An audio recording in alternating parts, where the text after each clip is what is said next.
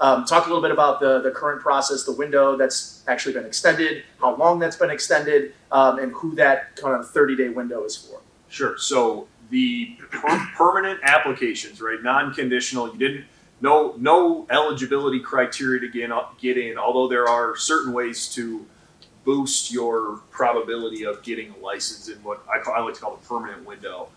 Those applications opened up on October 4th, so about 2.5 weeks ago.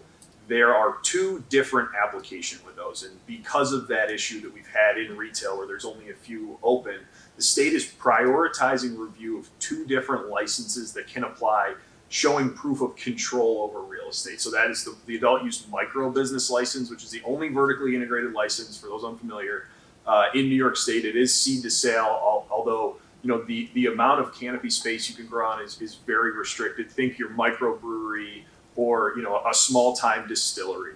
And then there's obviously just your plain adult use retail dispensary.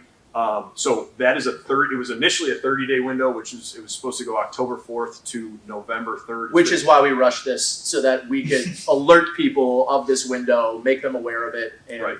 The hurdles that exist. Right, but then the state found out that we were giving this presentation today, and they said, look, we know however many people are going to tune in. Let's give them another 14 days because they're just going to get quality content out of them. So here we are, everybody.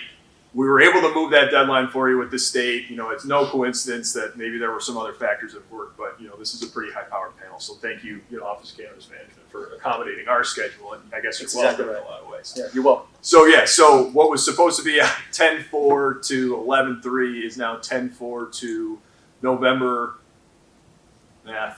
17th. That's the priority window for micro and dispensaries applying with control over real estate. Control means either a lease agreement or a deed, no letters of intent. Derek can speak to that. I don't want to, take that away.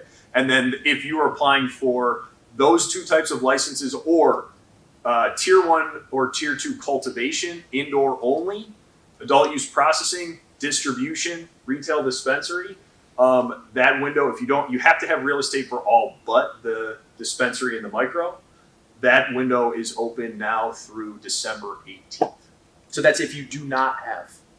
So if you're a dispensary or a micro business and you don't have control over a retail outlet, you can apply for a provisional license through December 18th, and then you figure out your real estate later. But if you're a cultivator, you're a processor, you're a distributor, you absolutely have to have real estate locked up. So the only one where you don't have to have real estate locked up are the provisional dispensary and micro licenses. But frankly, I think it's given the interest that OCM has seen in those priority license window with the control over real estate for those. I think it's going to be a tall task for anybody going in that second window to get actually licensed, because they're only going to give out between 500 and 1,000 dispensaries and 220 micro businesses. So